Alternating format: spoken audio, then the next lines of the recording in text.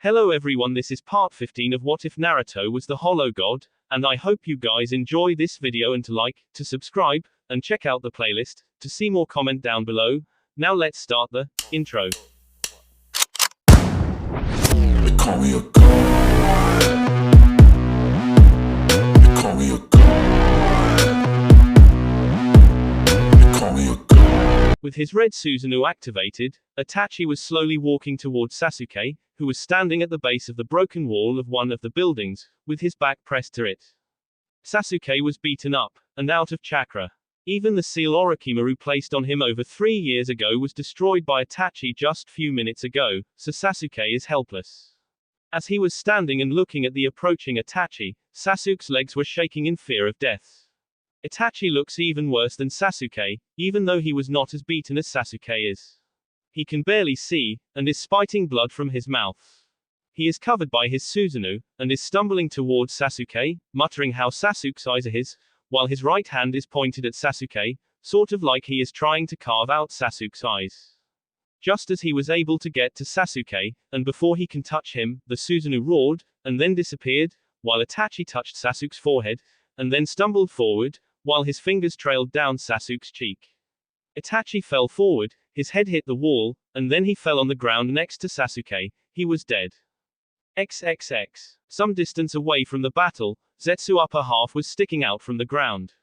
He was watching the battle, and saw Itachi die. What happened to Itachi? White Zetsu asked. He just fell and died, while it looked like he was going to win. He was already sick, Black Zetsu said. Remember what Tobi said? Oh, right, White said. I forgot. But he was so close to win. Even sick and almost completely blind, plus being relatively beaten up by Jiraiya, Itachi nearly won against his brother. Yes, Black said. Itachi was really strong. Stronger than I though. I didn't even know that his Susanoo was that developed. I shudder to think how powerful Itachi would have become if he won and had Sasuke's Mangekyo transplanted. He would have achieved M's, and would have gotten really close to Madara in terms of skill and power. With M's, he would have been at the same level 4th Hokage was at the time of his death. What now? White asked. Do we take them both to Tobi? Yes, Zetsu replied. That's what Tobi said to do, and that's what we will do. The two went back underground, and several moments later, 2 white Zetsus came from the ground, took Sasuke, who has passed out, and Itachi's corpse, and took them back underground, before Jiraiya and Hinata could do anything to stop them. XXX. Several minutes earlier, Jiraiya and Hinata watched as Itachi fell on the ground, and died. They were very surprised by the end of the battle, as it looked like Itachi is going to win. But then, he fell and died. I guess Itachi was just too sick, Jiraiya sighed. Damn, I so wanted him to kill that bastard of his brother. So did I, Hinata said. Then again, with Sasuke alive, we still have a chance to kill him one day, and have revenge for what he's done to Naruto. You're right about that, Jiraiya said with a smile. I better go and get Itachi's body before the Leaf Ninja get to him. Why? Hinata asked. He is dead, so what does it matter if the Leaf gets his body? It is important, Jiraiya said. I'll tell you later why. Just as he said that, he saw 2 white Zetsu come out of the ground and went to pick up Sasuke and Itachi. We must stop them. Jiraiya shouted and ran toward the 2 Zetsu, with Hinata behind him. Unfortunately, they were late. God damn it, Jiraiya exploded in anger. We were late. What were those things? Hinata asked. I have never seen something like that. I don't know, Jiraiya replied. But since they took both Sasuke and Itachi, I have a feeling that they're with the Akatsuki, and if there really are, then I'm pretty sure that there are some more members of the organization which we didn't know about. But what would they want with them? Hinata asked. Is it the same reason Leaf would want Itachi's body? Yes, Jiraiya replied. You see, when an Uchiha who has awakened Mangekyo, has a Mangekyo of another Uchiha, transplanted into them, they will awaken eternal Mangekyo Sharingan.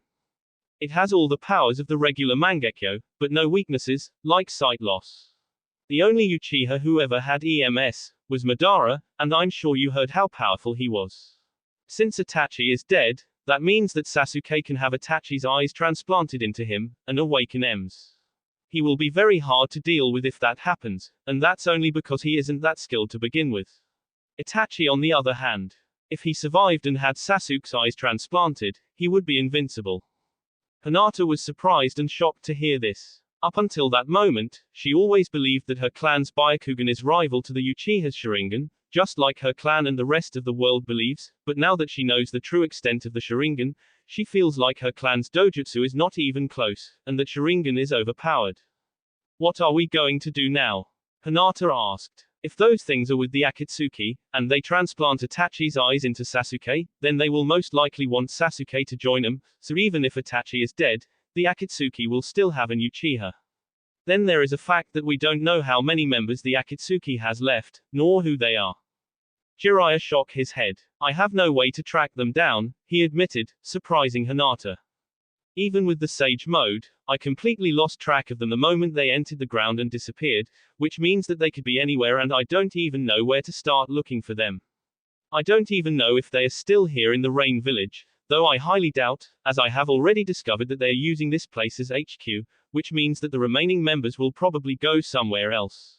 Well, damn. That was all Hinata could say in that situation. XXX. Sako was still watching the battles, and was surprised to see two white Zetsu take Sasuke and Itachi's corpse. She didn't know why they did that, or who told them to, just like Jiraiya didn't know, but what she could do, unlike Jiraiya, is that she can follow the two white Zetsu and see what they are doing. Sako opened Garganta, and walked through it, disappearing in a mass of blackness. XXX. Another white Zetsu clone came out from the ground in the middle of the battle between Kisame and the Leaf Ninja. The moment everyone saw Zetsu, the battle stopped, and Kisame jumped next to him. What happened? Kisame asked. Itachi is dead, Zetsu said, making everyone's eyes widen for a moment. Another two of me have taken him to him, on his orders. He has plans for Sasuke. The moment they heard this, Leaf Ninja grew nervous, as they just learned that Sasuke was taken by the Akatsuki, for who knows what reason. None was more nervous than Kakashi, as Sasuke is his favorite student, and on top of that, the last Uchiha in the Leaf Village. If he loses him, there would be hell to pay once he and the others return to the village. Where have you taken Sasuke? Kakashi yelled. I want him back, right now. He prepared his famous Chidori, and was ready to run at Zetsu and Kisame. Yamato was also prepared to continue to battle, and while Shino and Kiba didn't really care about Sasuke, they knew that they have to battle to get him back, otherwise they are screwed once they return to the Leaf Village. You can wish for whatever you want, Zetsu said. But that doesn't mean that you can get it. Sasuke has won his battle against Itachi by a pure coincidence that Itachi was sick and died just before he was about to kill Sasuke. Nevertheless, Sasuke, even though he is weaker than Itachi, can have his uses, and will be a good asset to the Akatsuki now that we are left with only 4 members. He was referring to Tobi, Zetsu, Sako and Kisame. He didn't include Nagato and Konan, as they are done for, and Tobi doesn't want them in the Akatsuki anymore, as he plans to go after Nagato for the Rinnegan. Sasuke will replace Itachi and become our 5th member, Zetsu said again, while you are left with nothing, and have failed that mission of yours. I bet Danzo will not be happy once he learns of this. After he said his parting words, Zetsu sunk under the ground, while Kisame smirked at the Leaf Ninja and disappeared in Shunshin. Well, fuck, Kiba exclaimed. We are screwed. The others had to agree with him, even if they didn't like it. Especially Kakashi, who was seething in his mind. He couldn't believe that he has lost Sasuke like that, and has no doubt that this time, Danzo will really have his head for this.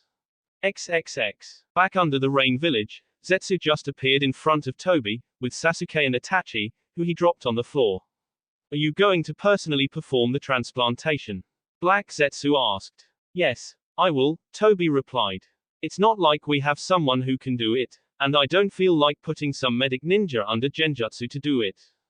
Just then, Kisame showed up walking through the hallway.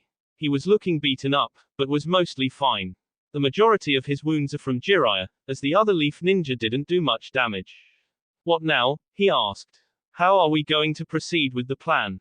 Well, since you are alive and in good condition, that means that there are currently 4 members in the Akatsuki, Tobi spoke.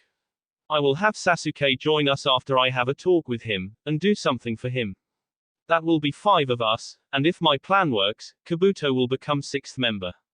That will be enough for now, so there won't be any reason to search for more members as it would be a waste of time. I see the three of us here, so who is the fourth member? Kisame asked. Is it Sako?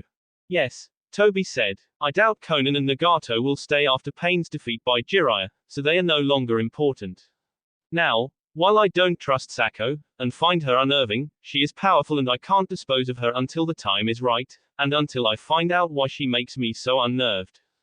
Okay, Kisame said, and then looked at the cell where Kabuto and Orochimaru are. What about Orochimaru? He's done for, Tobi said. I'm pretty sure he snapped, and like that, he is useless to us. That's why I think that Kabuto will become our newest member, as he is smart and can probably do anything that Orochimaru can. Once I confirm that, I will kill Orochimaru. After that, I will head to get my hands on the Rinnegan, and kill Nagato and Konan in the process. In the meantime, I plan to send you and Sasuke after the Eight Tails, which is why I want you to go to rest and recover, as you will need to be in good shape to catch that guy, in case Sasuke fails. Kisame smiled widely and nodded. He was satisfied with the plan and can't wait to battle the Eight Tails Jinchuriki, as he is the strongest of all the Jinchuriki the Akatsuki has gone after. What do you want to do with the Leaf Ninja and Jiraiya? Black Zetsu asked. Let them be, Tobi said. The Leaf Ninja are unimportant, and once they return to the Leaf and report that Sasuke is in our hands, I doubt that Danzo and the villages will be happy. I would actually pay to enjoy the show that will follow that report. Tobi smiled behind his mask, not that the other two could see that. As for Jiraiya, he is a threat, and a big one. Unfortunately, I can't go after him right now, and the two of you can't take him on, so he will have to be let go as well. After I deal with Nagato and Konan, and I have Rinnegan, I will go after him. Kisame and Zetsu nodded, and then Tobi used Kamui, and sucked Sasuke and Itachi with it, before he disappeared as well, to go and transplant Itachi's eyes into Sasuke, and then wait for him to awake, so that they can have a nice and long talk. XXX. What a humanoid shark and, whatever the fuck Zetsu is, didn't know, is that Sako was hiding behind the wall, and listening everything they said. She now knows their plan, and also knows that Tobi is not a moron he makes himself to be. He is in fact the true leader of the Akatsuki. While Sako didn't know his true identity, she has seen a Sharingan in his eye hole, and the jutsu he used can be bothersome. On top of that, he plans to have Sasuke gain EMs, which can also prove bothersome, not for Naruto, and his allies, but for the rest of the EN. I better go and inform Naruto of this, she said to herself. I hope he is no longer fucking those tramps, so that I can finally have a talk with him. She huffed, as she was angry that she still didn't have a chance to fuck with Naruto, and she so wishes to have a chance. She did cast a look toward the cell where Orochimaru and Kabuto are, and wondered what she should do about them. She didn't care about either of them, and would gladly kill them, especially since Tobi has plans for them, and she doesn't know what they are, so it would be a risk to let them live. Then again, maybe Naruto has some plans for them as well, so if she kills them now, she would ruin those plans. Sako decided to ask Naruto about them as well, so, she turned around, opened the Garganta, and waked through it. XXX. Fortunately for her, Sako was able to get to Naruto this time, but that was only after Cieloporo had to go and interrupt Naruto and his girls in their fuck session. Cieloporo was barely able to get away with his life while doing that, though, as the girls were not happy with being interrupted, but Cieloporo said that it was urgent and that Sako has some news, so he had to do it, as she needs to inform Naruto of something, and needs some answers. That managed to calm the girls a little bit, but they were still not happy, and promised to Naruto that as soon as the meeting is over, they're coming back into the room. Naruto sighed, and wished to the goddess who sent him back here, to simply get him back and send him to oblivion. Unfortunately for him, the goddess was rather enjoying herself while spying on Naruto, so his wish will stay unfulfilled. XXX. Right now, Naruto, Cieloporo, Asuma, and all the girls, except Sasum and Suzumbachi, were in Cieloporo's office, listening to everything that Sako said happened earlier today in the Rain Country, as well as everything that she found out, about Jiraiya, about Nagato, and about Tobi, as well as Tobi's plan. Once she finished, she stayed quiet, just like everyone else, as they were waiting to hear what Naruto has to say. Naruto was also quiet, and was thinking of everything he just heard, and thought about what to do and how to proceed. He really did want to see what the Akatsuki wants with the tailed beasts, but he is not sure if it's worth the trouble they might cause after they get what they want. Naruto knows that they are not a threat to him, no matter what they manage to do, and for the most part, they are not a threat to those close to him, but they could be a threat to the rest of the EN, and Naruto isn't sure if it's worth letting many die, just to satisfy his curiosity. Naruto sighed. When in the hell have I mellowed down so much that I actually care about others? Naruto asked himself. He then looked at Sako and said, "Find out what this, Tobi, wants to do. Once you do, inform me immediately. I can't decide on what to do, until I know what they actually want to do with all the tailed beasts. Also, find out why they need Orochimaru and Kabuto. I have a feeling that it's going to be bad no matter what." Sako nodded. "What about Jiraiya?" Sako asked. "He really seems to care about you, and is going to great lengths to avenge you. Maybe you should do something before he tries to pull some shit and ends up dead. Then there is Hinata Hyuga. She also seems to care about you, a lot. In fact, I'm pretty sure she loves you." Naruto raised his eyebrows. "I'm surprised you are bringing Hinata up," Naruto said. "I had a feeling that you wouldn't want me to get any more girls than I already have." "Oh, I still don't like it, and I want to be the only one with you," Sako said, while glaring at the other girls, who glared back at her, but then they all smirked, as they have been with Naruto already, while Sako still didn't. Sako apparently understood why they smirked, and growled. "But she seems like a nice girl, and she wouldn't end well if you don't do something for her. She will most likely end up dead." Naruto smiled. "Don't worry," he said. "I know that Hinata liked me since we were kids, and she was one of the few who actually cared for me in that hellhole, so I'm not going to let anything happen to her. As for Jiraiya, I don't like the fact that he was stupid enough to believe in everything Hiruzen told him, but I also can't blame him for what happened to me, as Hiruzen was his teacher and Jiraiya trusted him to take care of me, since he couldn't. If what he told you is the truth, and he really has abandoned the Leaf Village, and plans to destroy it, then I will gladly allow him to come here." No one was really surprised with Naruto's decision, as they knew that if there is someone out there who cares about him, he will do anything to save them. Since Jiraiya and Hinata are two of them, he will save them if necessary, and bring them to the new Whirlpool to live until the time comes for the revenge against the Leaf Village and all those who have betrayed Naruto. "What about Nagato?" Sako asked about the newly found Uzumaki. "He is apparently an Uzumaki, and has Rinnegan. Tobi is also going to go after him and Konan, so they are in danger.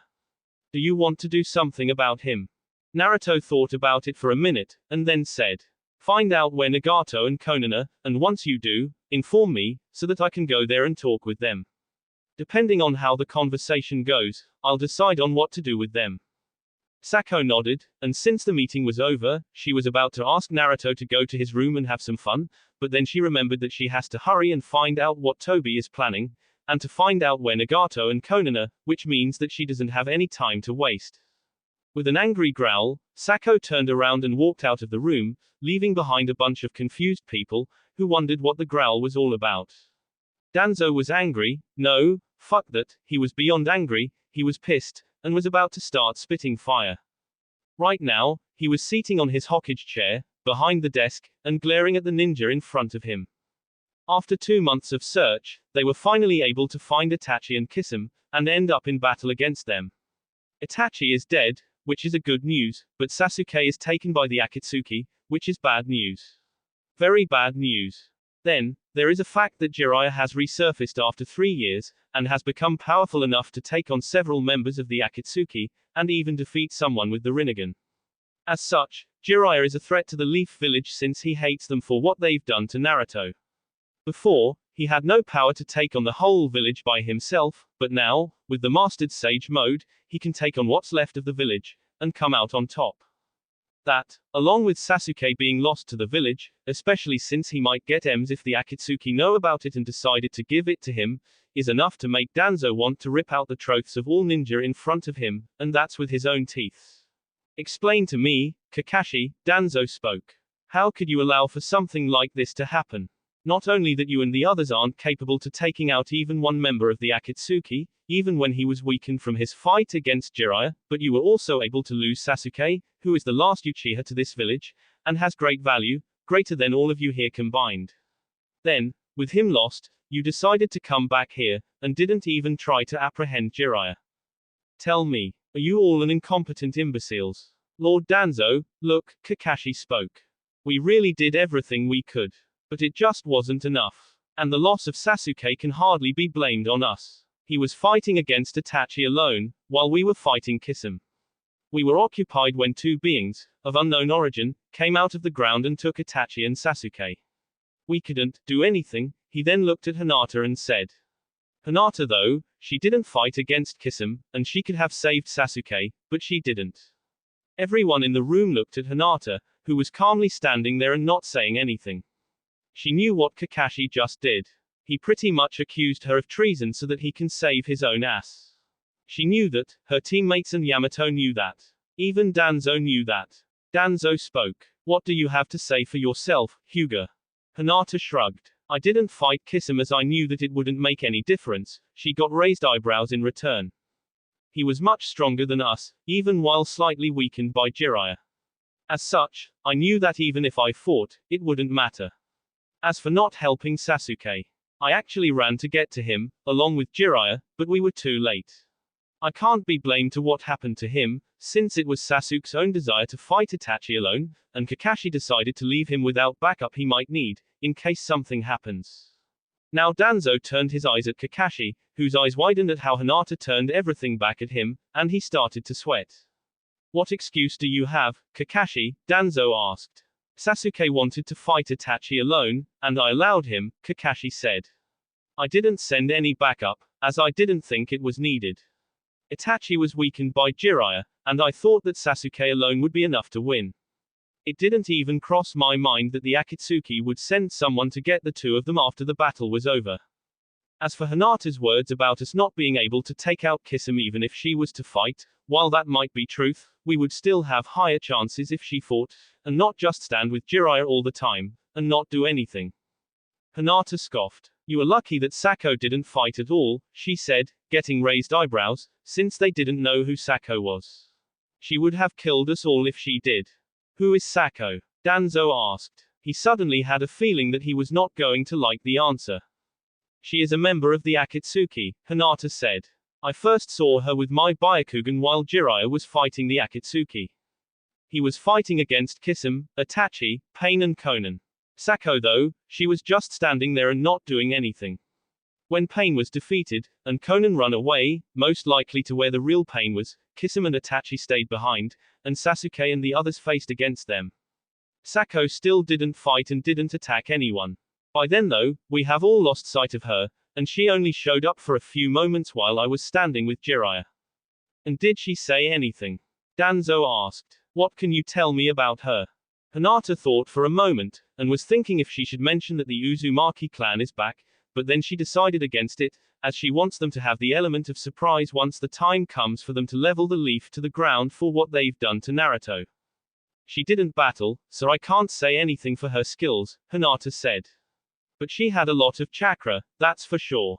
I think that she had more chakra than anyone else there, including Jiraiya, Pain and Kisame. Everyone's eyes widened at that.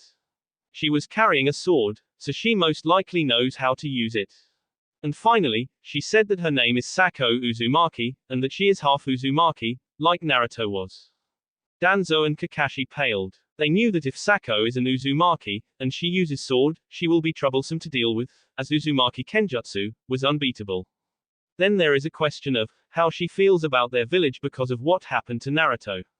Uzumaki have always put their family first, and then everything else, so she was most likely not happy with what happened to him. But will she do anything about it, and will she go for a revenge? She didn't say anything else except that she didn't fight because she didn't feel like it, Hinata said again, interrupting Danzo's and Kakashi's thoughts. Jiraiya did say that Pain's real name is most likely Nagato, and that he is also Uzumaki. The only one who has ever awakened Rinnegan, which makes him very powerful, and if he is the leader of the Akatsuki, it would explain why Sako can just chose not to battle, as they are from the same clan, so she is under his protection. Hinata knew that that's not the case, because of what Sako said, but Danzo and the others don't have to know about that. Danzo was pissed, and, even though he won't admit it, scared. He had a hand in the destruction of the Uzumaki clan, as he found them to be uncontrollable, and a threat to the Leaf Village. He wanted the Leaf to be the strongest in the EN, as such, he has betrayed the land of Whirlpools and the Uzumaki clan, along with Hiruzen, Homura and Koharu. The four of them have decided to sell out the Uzumaki clan and let Kiri, Kumo and Iwa take him out, while no one actually knew that the Leaf was betraying the Uzumaki clan. In fact, even the other three villagers didn't know who was helping them. It was a perfect plan, which turned out exactly how Danzo and the others planned. They knew that the Uzumaki clan and the Azushiogaku were very powerful, and that they won't go down easily. They knew that the Uzumaki clan will fall in the end, but not before they take out the majority of the forces sent after them, thus, weakening the other three villages. The plan was that after the fall of the Uzumaki clan, allies to the Leaf village, then the Leaf will declare war against the other countries, who didn't know that the Leaf was behind it all. Of course, since so many of the forces sent after the Uzumaki clan have been killed by the said clan, the Leaf would have a huge advantage in the amount of force against the other three nations, and they wouldn't have a problem to win. In the end, the Leaf did win the Second Shinobi War, and it took a while for Iwa, Kiri and Kumo to recover themselves, before the Third War started. All these years, Danzo thought that there are barely any members of the Uzumaki left, outside of Kushina Uzumaki, who was brought to the Leaf before Azu fell, so that she can become the second Kyuubi Jinchuriki. As such, he didn't see them as a threat anymore, and thought that those who survived will not be a problem, and will stay hidden, as they are very valuable to the other nations who would hunt them down for their knowledge in the Fuinjutsu, and their bloodlines. But now, it turns out that there are two Uzumaki clan members, who have achieved great powers, and are both members of the Akatsuki, and thus, the enemies of the Leaf village.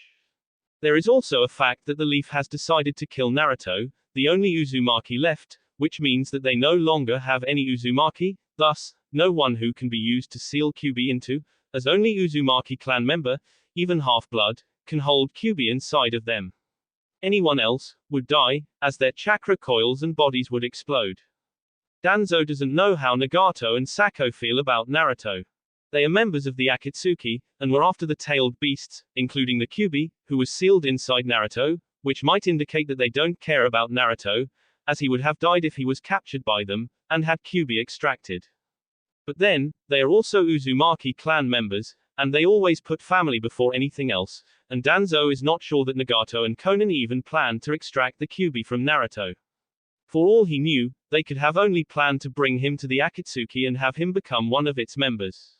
That way, Naruto would be alive, and with his family, while at the same time, the Akatsuki will have Kyuubi's power at the disposal. Danzo looked at the ninja who were standing in front of him, and growled at them. He so wished that he can just kill them all, especially Kakashi, who has been failing missions left and right for a while now, but he knows that he can't do it, as they are all talented and skilled ninja, two of which are clan heirs, with Hinata being former clan heir, who was stripped of her title. Kakashi was one of the most skilled ninja in the village, and can be currently considered to be the third most powerful, with Danzo and Guy being the only ones more powerful. As for Yamato, he was not as powerful as Kakashi, and not a member of a clan, nor clan heir, but he has wood-style bloodline, which makes him a valuable asset. The Leaf village has fallen very low in the last 3 years, as much as it pains Danzo to admit it. The lack of allies, and the loss of the last two of the Sannin, as well as the loss of the Jinchuriki, along with the war, have weakened the village to the point that they are barely above Suna and Kiri, and that's only because Suna is in the middle of the desert, and have problem with getting jobs. As for Kiri, they are still recovering from the bloodline war, and are currently the weakest of the 5 great nations. But, if the Leaf continues to fall this quickly, then they will soon be overrun by Suna and Kiri, and will be the weakest of the great 5. That is something Danzo can't allow to happen, and thus, as much as he wants to, he can't kill any of his ninja, even if they deserve to be killed. You are so lucky that we are in this hard situation with this war, otherwise, I would have you all killed right now, Danzo growled. The ninja wanted to sigh in relief, since they are going to stay alive. Danzo looked at Kakashi, and narrowed his eyes, making Kakashi sweat. You are to go and find Sasuke, Danzo said. I don't care how long it takes, or how you're going to find him, but I want him back here. Is that understood? Yes sir, Kakashi said. Yamato will come with you, as you are incapable to facing anyone in the Akatsuki by yourself, Danzo said. As for the rest of you, you are going to stay here in the village and do other missions. They all nodded. Now get out of my sight, Danzo said. And Kakashi, you failed to bring Sasuke, and that will be the last thing you will ever do. Am I clear? Kakashi gulped and nodded, before he and the others left the room, leaving seething Danzo behind. Fu, Torun, Danzo called, and immediately, two men appeared in front of his deck and went on one knee. I want you to take 2 squads of my root Anbu, and then go and find Jiraiya. If you can't catch him alive, then kill him. But I want him alive if possible. And be careful with his Sage mode. If he enters that, it will be much harder to catch him. Is that understood? The 2 of his Anbu nodded, and left the room. Danzo sighed, and leaned back in his chair. How could I have made a mistake like that? He asked himself in his head. I never thought that killing the Jinchuriki would bring this much trouble on the village.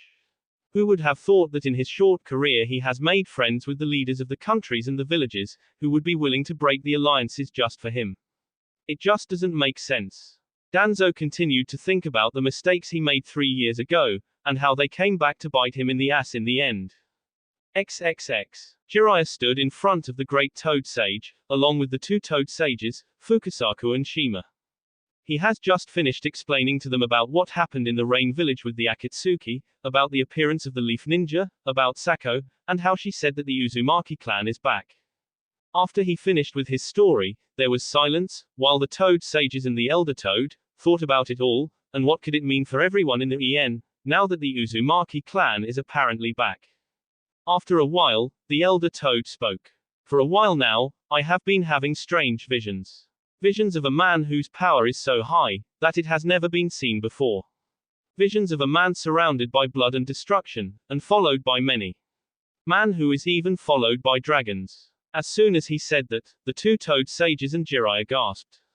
They knew that the Uzumaki clan's personal summons were the dragons, and if what the Elder Toad is saying is true, that means that the Uzumaki clan truly is back, and they are out for blood. Then that means that what Sako S said is the truth, Jiraiya stuttered with wide eyes. The Uzumaki clan truly is back, and not only are they back, but they have also found the dragon summoning contract which was lost during the destruction of the Azushiogakur. It would seem so, the elder said, with clarity in his eyes, which is something that hasn't been seen in a long time. It just proves how big this news is. Who is this man you are seeing in your vision? Shima asked. He is a very powerful man, the elder said. But I don't know who he really is. I can't see his full appearance, only his glowing blue eyes, and blonde hair. But considering that he is followed by dragons, which means that he must be Uzumaki, as they wouldn't be following anyone else. Especially, the Great Red, the most powerful being in the world. Jiraiya frowned at this information, while Fukasaku and Shima sweated. Who is the Great Red? Jiraiya asked. He is the boss summon of the Dragon Clan, Fukasaku said with fear in his voice. He is one of the dragon gods, and is considered to be one of the most powerful beings to ever walk this earth. Yes, the elder said. He is so powerful that even Kaguya was no match for him. But this man, who I'm seeing in my visions, he actually is more powerful than the Great Red, which should be impossible for any human to reach that level of power. Okay, stop, Jiraiya suddenly said, interrupting the elder Toad. Who is Kaguya? Jiraiya asked. How come I have never heard of the Great Red or the Dragon Gods? In fact, I doubt anyone has ever heard of them in all the N. You have never heard of him because the Uzumaki clan have never summoned any of the Dragon Gods or the boss summon of the dragons, Elder Toad said. As for Kaguya, I'm talking about Kaguya Otsutsuki. She was the progenitor of chakra in this world. The first being who used chakra. She was also the mother of the Sage of the Six Paths. Jiraiya's eyes bulged out of his head. She was so powerful that she has nearly brought this world to ruin, the Elder Toad continued. And she would have succeeded, if not for her 2 sons, who battled her and managed to defeat her, but even then, they were only able to seal her away, and not kill her. Until recently, I would have said that Kaguya was the second most powerful being on this world along with several dragon gods, and with the Great Red being the strongest, but now, with the appearance of this new man, he is the most powerful, Great Red is second, and Kaguya shares the 3rd spot with few other dragon gods. You said that it's impossible for a human to achieve the level of power this guy has, Jiraiya said, and the Elder Toad nodded. So does that mean that he is not human, and if he isn't, then what is he? I don't know, Elder Toad said. That is something I can't say just from the visions, though he does look like a completely normal human, unlike Kaguya and her sons, who had horns. Kaguya was not human to begin with, so her sons were only half human. If I have to guess, I'd say that this man is also half human, though what the other half is, I have no idea. What was Kaguya if she wasn't human? Jiraiya was really interested in this. She was a celestial being, Elder Toad said. The entire Otsutsuki clan are celestial beings, who travel from one plant to another and gather power. They've done then forever, but except Kaguya, I don't know if any other Otsutsuki have come as well. In all his life, Jiraiya has seen and heard a lot, but what he has learned in the last few minutes, makes him think that he doesn't know anything, and that what he know, or thought he knew, is bullshit. Finally, Jiraiya sighed, and asked, "What do you suggest I do? I may not like the Leaf Village and want to destroy them, but if the Uzumaki clan is after all the En, then it would be bloodbath. Something must be done to stop them." "There would be no stopping them, Jiraiya," Elder Toad said. "If this guy decides to destroy it all, then he will, and that's that. No one can stop him." "Then what?" Jiraiya yelled. "Should I just sit back and let them destroy everything?" "The only thing you can do, is to find out who he is," the elder said. "Find who he is, and what he wants, and maybe, you can convince him not to destroy everything. But I don't think that you will succeed if he decides to destroy the En." "Where do I even start?" Jiraiya wondered out loud. "You can start in the Uzumaki clan homeland," Fukasaku suggested. "That's the best place to start." "But that place was destroyed," Jiraiya said. "Even if this guy went there, and found something, he would have left by now as the land of whirlpools is destroyed. Who knows where he would have gone after that?" "That's true," Fukasaku said. "But you might find something as well. Something which might help you in searching for him, as well as find out who he is." Jiraiya sighed. "Well, I might as well try," he said. "Though, I doubt I'll find anything in that place."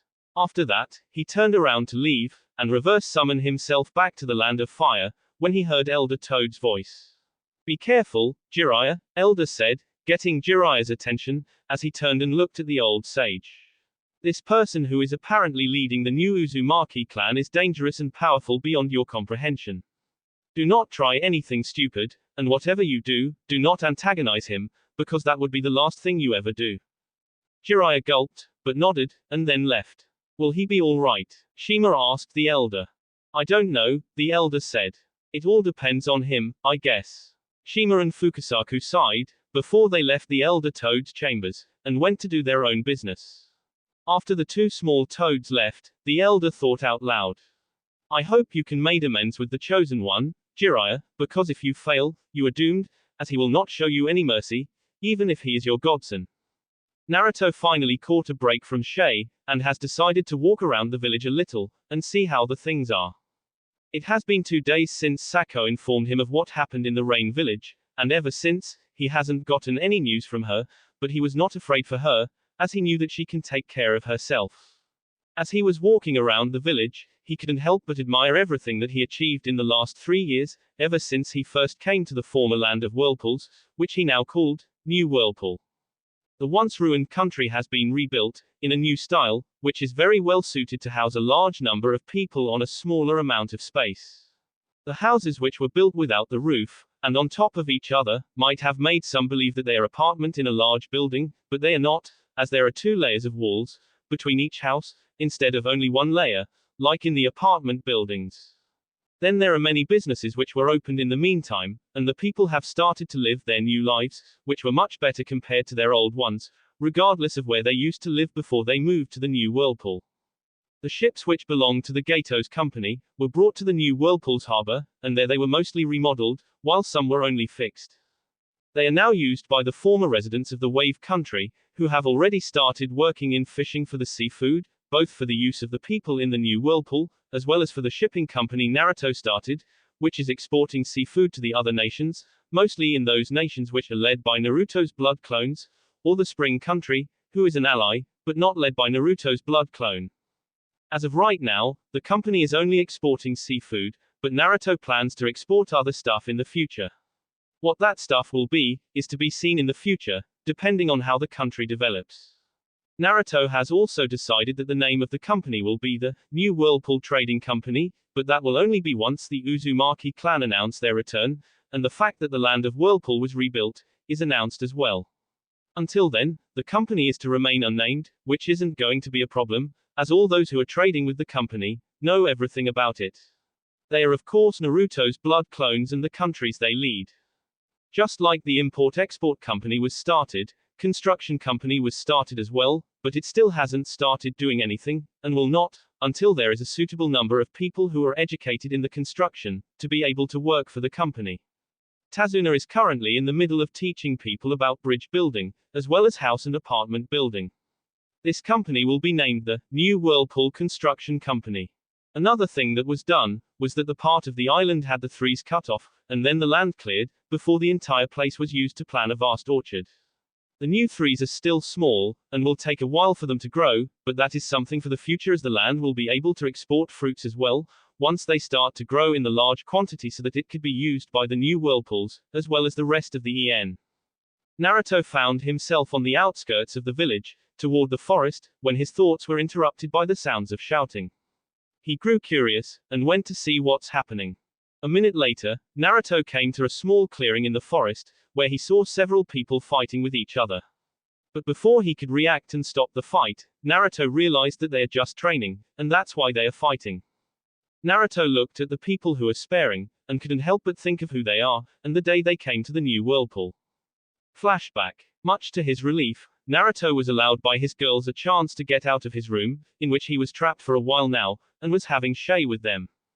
But today, Sapporo had to interrupt them, as Sako has showed up to inform Naruto of something very important, and she has also brought someone with her, thus, Naruto is needed, as, even though Sapporo is Naruto, he is a blood clone, and the real Naruto is the one who makes the most important decisions, while Sapporo deals with less important ones.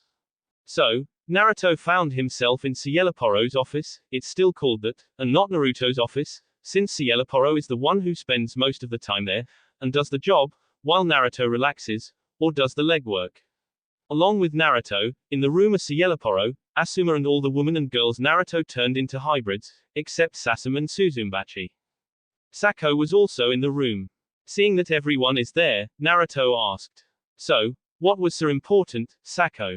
Sako sighed. The Akatsuki went and attacked the Sound Village, and completely razed it to the ground, Sako said, getting some wide-eyed looks from many in the room, while Naruto and few others narrowed their eyes. Orochimaru and Kabuto have been defeated and captured. They are now prisoners of the Akatsuki, though I don't know the reason for why they are captured and not killed. What about the other people in the village? Naruto asked. Most of them are dead, Sako spoke, making Naruto narrow his eyes at Sako, who saw it and gulped, before she continued, fast. But I was able to save some. Most of those I saved are members of the Uzumaki clan who lived with Orochimaru.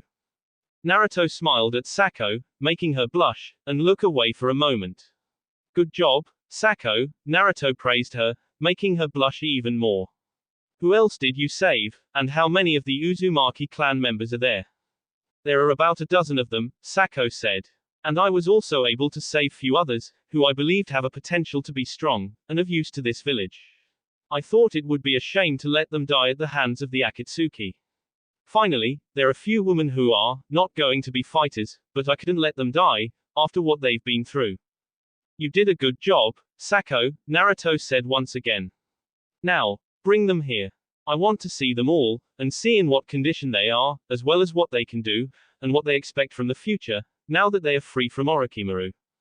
A minute later, almost 24 people are standing in the middle of the office, with Naruto behind the desk, seating on the chair. His friends are all around the room, so the new people are basically surrounded.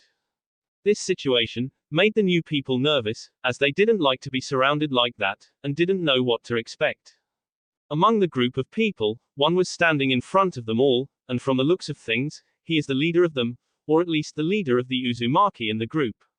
The rest, all have different appearances, and don't look like they are Uzumaki. The apparent leader is a tall, muscular man with tan skin, red hair, and red irises. He has short hair with a chin-strap beard. He wears Romanian-style leather armor with a large, red cape.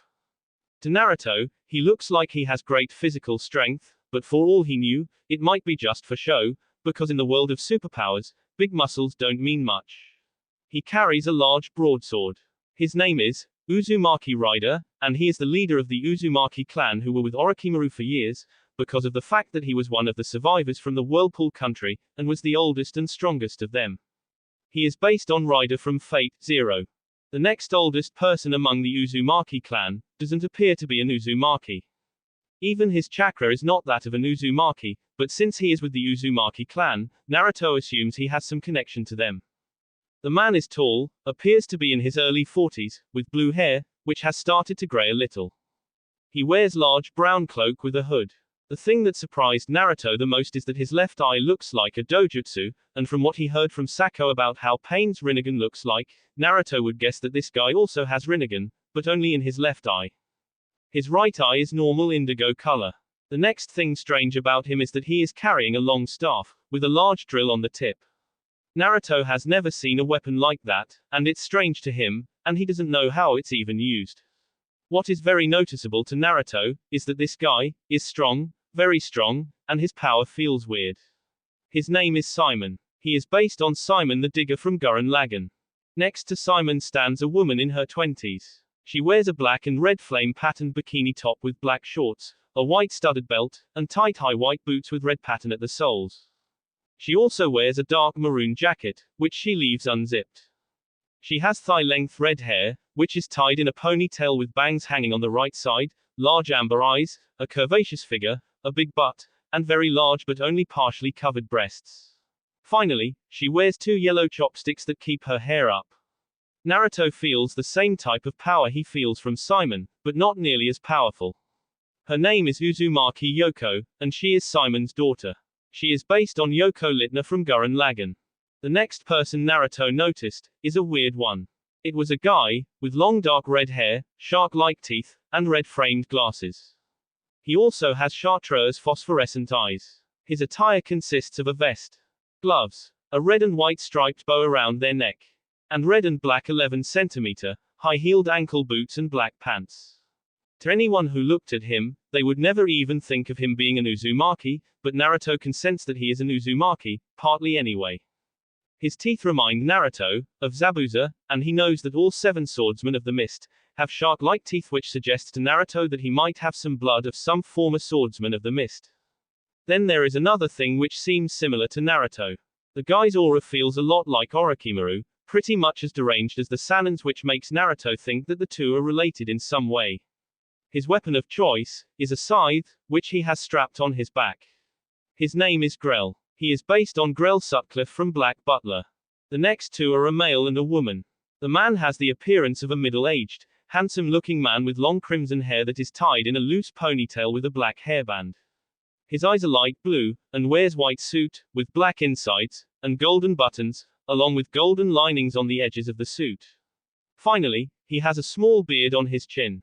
The woman looks to be in her 20s. She has shoulder-length flaxen hair, with violet eyes. She wears a white, long-sleeved dress, with the dress on her upper arms being see-through. The man is an Uzumaki, that much if obvious to Naruto, but the woman is not. But, the two seem very close, so Naruto would guess that they are a couple. Then there is a fact that, compared to others, they are much better dressed, and look like royals of some kind. It's strange to Naruto that people like these two would be with Orochimaru. These two are Xeoticus and Venelana Uzumaki. They are a couple who met and got married sometime after Xeoticus managed to get away from the destruction of a zoo. They are based on Xeoticus and Venelana Gremori from High School DxD. The next is a girl, in her 20s. She has dark eyes and long, straight red hair which she wears with a white band. She also wears a purple, sleeveless kimono blouse with yellow trimmings held close by a traditional obi with a long, streaming bow tied to it, mesh armor underneath it and a short white skirt. She is barefoot. She's obviously an Uzumaki, and her name is Honoka. She is based on Honoka from Naruto Shippuden EP 227. Then, there is one more Uzumaki. He is a teenage boy, of around 18 years of age. He has bright green eyes and long vibrant deep red hair, with 2 long forelocks on either shoulder and the rest on his back. He wears rose-colored suit. His name is Shuichi Uzumaki, based on Kurama's human form from Yu Yu Hakusho. The next is a moderately tall and rather muscular young man who is well built for his age of 15 or 16 years old. He has quite long hair, though it doesn't pass his neck, and wears bangs, parted twice as to not obscure his vision. His hair is evenly split between 2 colors, white on his right side and crimson red on his left, which looks quite strange. He also possesses heterochromia iridium, which causes his left eye's iris to appear turquoise, while his right is a brownish dark gray. His name is Shoto Uzumaki, based on Shoto Todoroki from My Hero Academia. The last of the Uzumaki clan that drew Naruto's attention is a fairly tall and light-complexioned woman sporting a slender frame and a shapely figure. She was noticeably beautiful, with blue eyes and a beauty mark under the left side of her lips. She had flowing maroon-colored hair that reached her hips with bangs that parted slightly to the right of her forehead and framed the sides of her face. She is dressed in a kiparo-like garment, and was rather scantily clad, revealing her shoulders and upper back while the rest was form-fitting. Her attire was dark pink-colored with a lining of purple, gray, and yellow, and a matching disconnected arm warmers that reached down to her light purple spandex shorts. She wore a pair of black low-heeled boots that reached her calves. The reason Naruto noticed her is that he feels that there is something wrong with her appearance. It sort of reminds him of the Jutsu Tsunade used to look younger, but at the same time, different. Another thing that Naruto noticed is that she has a demon sealed inside of her, and from what he learned in the last few years, he knows that she is the woman Orochimaru used to seal the three-headed beast, which he managed to capture some time ago. Her name is Uzumaki Fuka and she is Simon's wife, and Yoko's mother. Based on Fuka from Naruto Shippuden. There were few other Uzumaki, but nothing about them attracted Naruto's attention. Except one girl who looks to be around 16 years old, Karen, they are all around 40 years old, and younger than Ryder is.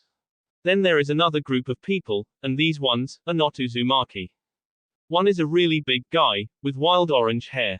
He wears a black cloak, under which he apparently has nothing, while on his lower half, he only has pants. He is also barefooted. His name is Jugo, and he was one of Orochimaru's experiments. The next guy is a lean-built young man of average height, straight white hair with a light blue tint to it, almond-shaped purple eyes, and like most of the members of the 7 ninja swordsmen of the mist, he has pointed teeth, one of which sticks out even when his mouth is closed. He wears a purple, sleeveless shirt with blue pants, sandals and a belt around his waist with water bottles attached to it. Judging by the way he saw that Juvia reacted when she saw him, Naruto assumed that she knew him. His name is Sugetsu Hozuki and just like Jugo, Sugetsu was also used by Orochimaru in his experiments. Those are the ones most noticeable.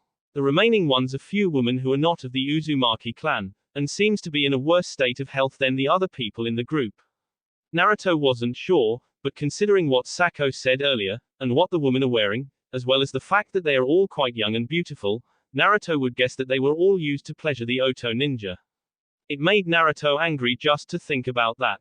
Naruto then asked them all to introduce themselves, which they all did, one by one. He was quite surprised to find out that Xeoticus and Venelana were the leaders of the land of rice paddies who have overthrown the previous daimyo, but have still stayed in alliance with Orochimaru, as they were grateful to him for housing the members of the Uzumaki clan for all those years. Apparently, Orochimaru didn't actually use members of the Uzumaki clan in his experiments, except in a few cases, but those cases were productive and no one was hurt. Orochimaru was mostly using the Uzumaki clan members for their knowledge in Fuinjutsu, as well as help in some battles. Outside of that, he mostly left them alone. When Naruto asked the two why they are there, and not in their palace in the land of rice paddies, Xeoticus and Venelana said that they wanted to meet the new leader of the Uzumaki clan, and to see their homeland. They also said that they wanted to check out something else, but didn't say what. Naruto was also surprised to find out that Grell was actually Orochimaru's son, though he wasn't conceived the usual way. It seemed that his mother was half Uzumaki on her mother's side, while her father was a former swordsman of the mist, which would explain the shark-like teeth Grell has, as his grandfather was a former swordsman of the mist. Anyway, his mother didn't sleep with Orochimaru, as Orochimaru hasn't had interests in stuff like that, but he thought that it might be necessary for him to have a child of his own, so Grell's mother was pretty much fertilized to stay pregnant with Orochimaru's child. Grell is 26 years old, and unfortunately, his mother has died a long time ago when he was still a kid, which is why he was raised by Orochimaru his entire life. Naruto wondered how Orochimaru was able to keep Grell's existence a secret to the point that barely anyone knew, and those who knew are those who were told that, after Orochimaru founded the Sound Village. Besides Grell, there is another Uzumaki who was a product of Orochimaru's experiments. It was Shoto Uzumaki, whose father was of the Uzumaki clan, while his mother was of the Yuki clan from the Land of Water. The two adults never met, but Orochimaru was able to make Shoto by using the necessary parts from the parents, and then using another woman who birthed Shoto, but she was not his mother or has any blood relations to him. She just gave birth to him. Orochimaru considers Shoto to be his greatest achievement, because someone like him would have never been born if not for Orochimaru and his experiments. The fact that both of Shoto's biological parents were dead a while before Orochimaru even started thinking of making Shoto, is the proof of that. Shoto has never met his parents, as they were dead before he was conceived, but he was raised by Orochimaru at first, before the other Uzumaki raised him as well, after Orochimaru built the Sound Village. The reason Shoto's hair and eye color are different, is because, technically, he is not a regular human, and his genetic makeup is like that of two people being fused together, instead of being a child of two people. He has an ice bloodline from his mother's side, which is why half of his hair is white while one of his eyes is turquoise color. The other half represents his father who had a red hair, brownish dark gray eyes, and a very high, fire affinity, which Shoto got from his father. As such, he can use very powerful fire jutsu, easily, just like he can control ice, just as easily. Shoto's control over ice is greater than any other Yuki clan member ever had, and it's on the same level as those from the Leviathan clan have. As for his control over fire, Shoto said that according to Orochimaru, he has never met someone who can control fire on the level Shoto can. According to Shoto, he can use his fire and ice powers, without any hand seals. Once he stopped thinking of Grell and Shoto, Naruto spoke. Well, since you all introduced yourselves, I guess I should do the same. My name is Naruto Uzumaki. As soon as he said that, everyone in the Uzumaki clan as well as other people who were not in the clan, went wide-eyed in disbelief.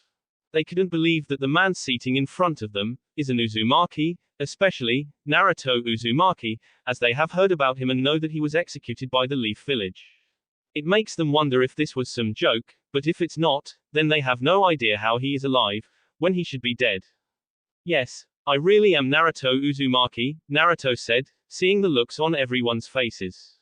As for how I'm alive, that's a long story, and I'll leave it for some other time. What I want to hear from all of you right now, is if you are willing to join me here in the new and rebuild Whirlpool country, or are you going to go somewhere else? Keep in mind that I won't stop you from leaving, but you will have a hard time finding any place to live as good as this one, and I will have to wipe out your memories of this place, because as of right now, only few know of our existence, and I want to keep it that way for a little while longer. Everyone looked at each other after they heard Naruto's question and warning, and wondered how he plans to wipe out their memories if they refuse. Then again, they are not willing to find out, and knew that he is right when he said that they will not find a better place to live at than their place of origin, for most of them anyway. They also wanted to know about how Naruto is alive, but knew that sometimes people keep secrets, and knew that they shouldn't push him to reveal it, as they don't know him and he doesn't know them, thus, he has no reason to reveal anything. Seeing that they are all agreeing to stay in the new Whirlpool, Ryder said. We will all stay here. It's as you said, we will not find a better and safer place to live in, than our homeland. Naruto smiled. I'm glad to hear that, he said, before he looked at Tayuya and Taya, and motioned to them to come forward.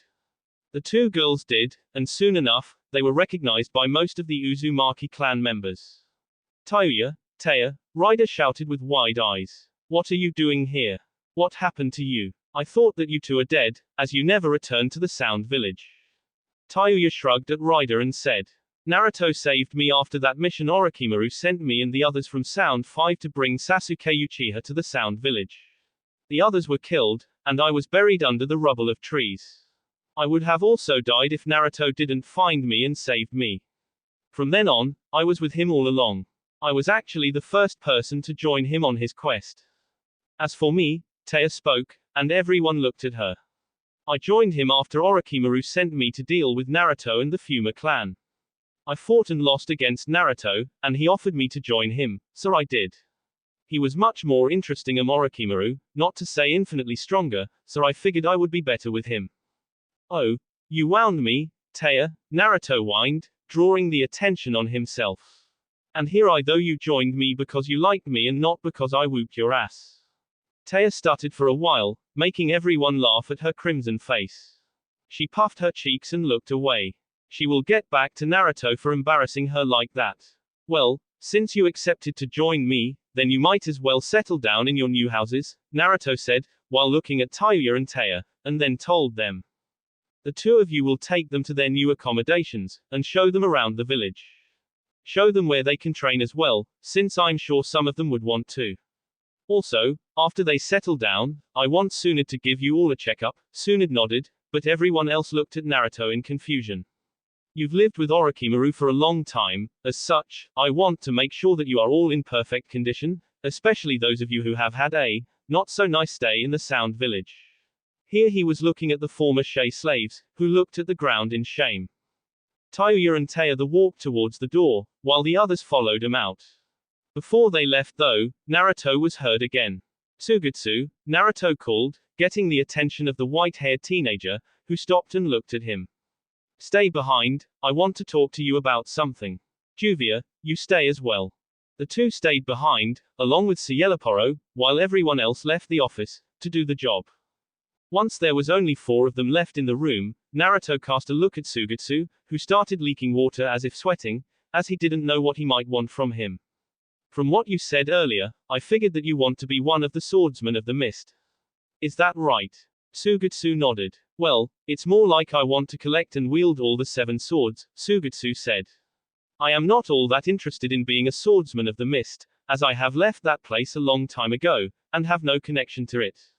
I figured as much, Naruto said. Which is why I have a proposition for you. Sugetsu, Juvia and Cielaporo looked at Naruto with raised eyebrows, as they didn't know where he was going with this. You see, I was thinking about starting my own swordsman group, Naruto answer shocked the others in the room. And I was thinking that you can be one of them. Sugetsu's smile was so wide, it didn't even look human. Naruto was sure that if Sugetsu didn't have ears, his smile would go around his head. So, what do you say? Naruto asked. I say, yes, Sugetsu said. But who else do you have in mind, and how do you plan to get the other swords of the mist, as I assume you want them?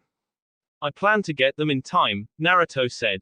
But I already know where one of them is, and I want you and few others to go and get it. Which one do you know the location of? Sugetsu asked. I know where Zabuza's, Kubakiribocho is, Naruto said. I will send you along with Juvia and few others to go and get it, but you will have one more job to do while there. What is it? Juvia asked. Zabuza and his apprentice were good people and I had a lot of respect for them, Naruto said. They died during a fight against me and my former team in the Wave Country, and that's where they were buried. I want you to go and get Zabuza's sword, which was used as a grave marker, but I also want you to take their corpses and bring them here, where they will be given a proper burial in a place where they can rest in peace. Is that understood? Sugetsu and Juvia were surprised, but then nodded in understanding. As for the other swords, and the other swordsmen, Naruto spoke again. I have some plans for who will become members of the Swordsmen of the Whirlpool. There will be 10 of you, with 7 using the former swords of the mist, while the other 3 will have other swords, but on the same level. Sugetsu nodded. He was happy that he will be a part of something like what Naruto has in mind, and promised himself that he will train himself and not fail him, as Naruto has given him a new chance in life, and he can't betray the confidence Naruto apparently has in him. Good, Naruto said. Now go. I'm sure the 2 of you want to catch up, as you are from the same clan. I will send those who will go with you to the wave, later. Sugetsu and Juvia left the room, leaving Naruto and Cielaporo behind. You have a lot of trust in that kid, Cielaporo questioned. I don't necessarily trust him, Naruto said. But he is trained to be a swordsman, and has a big goal in life. So I thought that if I include him in something like this, he will be more faithful to me, and less likely to betray me. It would be a shame to have to kill him, especially since he is Juvia's cousin, and from what I was able to catch earlier, Isaribi was giving him a very particular looks. Cielaporo smirked. So, you noticed that? Naruto smirked as well. Oh, I most certainly did. What do you plan to do with the others? Cielaporo asked. And who else do you plan to be a part of the Swordsmen of the Whirlpool? Taya and Sako are going to be 2 other members of the Swordsmen of the Whirlpool, Naruto said. I'm thinking of Grell as well, but I'll see about that later. We would have to make him a new side if he does become one, as the one he has is not of enough quality. As for what I plan with the others, I don't know yet. It depends on what they all want to do. Though I do think I have something Zeoticus and Venelana can do for me. You plan to send them back to the land of rice paddies, don't you? Cielaporo asked. Yes, Naruto said. I plan to let them stay leaders of that country, as it would be easier to control that land with them, than to take over with someone else. The people there already trust those two, and will not suspect anything. Okay, Cielaporo said, but then he narrowed his eyes. Did you notice something strange about Simon? He asked. I swear he doesn't feel like a regular human. Then there is Fuka as well. She also doesn't feel normal. Yes, I noticed, Naruto said with narrowed eyes. Simon feels much more powerful than a normal human should be. And Fuka feels much older than she looks. What do you think they are?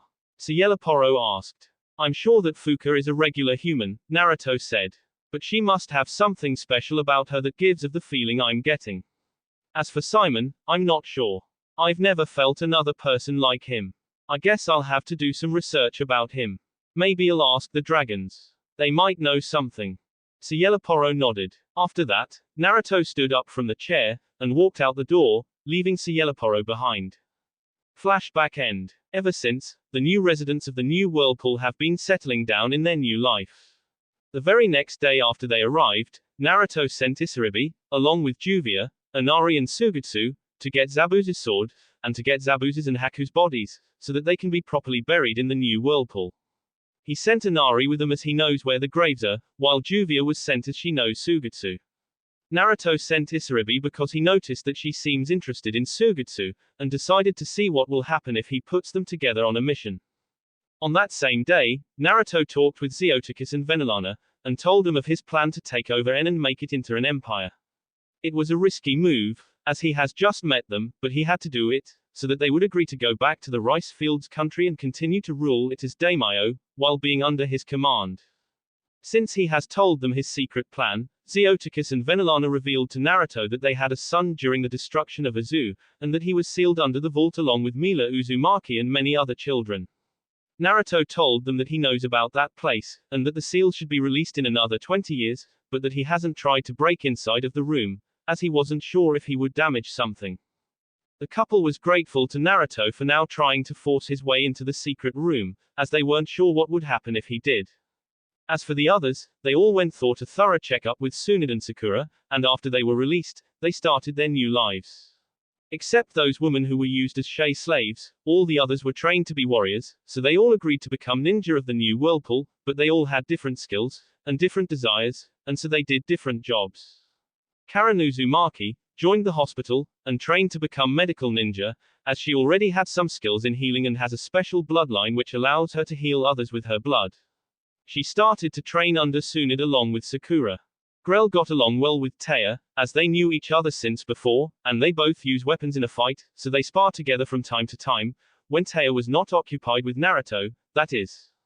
Simon and Fuka decided to simply relax for a while, and not do missions, but they agreed to help with the training of the young ninja, as they have a lot of experience, and can teach kids a lot. Their daughter, Yoko, did become ninja of the new Whirlpool and was going to do mission when the time comes. She often trains with Jugo, as they are both physical combatants, and don't use any weapons in fight. They also avoid ninjutsu and genjutsu, as they are not interested. The two are mostly pure taijutsu shinobi, and they both have great physical strength. Jugo does have a problem to control his powers, as he enters into rage every time he uses it, and Naruto had Tsunade research about it, to see if something can be done. As of right now, she hasn't found a way for Jugo to deal with his rage problems. Surprisingly, Jugo can control himself very well when around Yoko, and she is the only one who can calm him down, without having to beat his ass, like few others had to do on a few occasions. Many noticed that Jugo seems to be interested in Yoko, including her father, who was not happy, but except killing Jugo, he didn't have any other way to deal with it. He can only hope that Yoko will not get interested in Jugo, as Simon doesn't like the guy, and, even though she is in her 20s, to Simon, Yoko is his little girl and will always stay like that. When it comes to the other Uzumaki, they all found something that interests them, and found some people who they get along well with, and spend time with them around the village. XXX. Right now, Naruto is looking at the sparring battles, performed by Yoko and Jugo against each other, while a little away from him, Taya is in the middle of a sparring with Sugetsu and Grell. It seems that she is taking on the both of them, and is whooping their asses. Sugetsu has managed to get Kubikiri Bocho, and is currently using it. Naruto noticed that Sugetsu is doing a very good job at wielding such a large weapon, and is proving to Naruto that he has made a good decision when he decided to tell Sugetsu where to find the weapon, and allowed him to use it. Grell is still using his original scythe, as his new one, which Taya is forging, is not finished yet and will take a little while to make. Nevertheless, even if Grell has an inferior weapon compared to Sugetsu and Taya, he is making good use of it, and is proving that one day, he will be great addition to the 10 swordsmen of the Whirlpool, even though he won't be using a sword. Maybe I should change a name to something else, Naruto thought in his head. Maybe there would be others who also won't be using swords, and not just Grell, so, 10 swordsmen of the Whirlpool, might not be a good name. Naruto decided to give it some thought later. He then looked at the third sparring match. It was between Asuma and Shoto. The two of them got along well, as they are primarily ninjutsu users, and since Asuma and Shoto are both fire users, they are a good match to train with each other.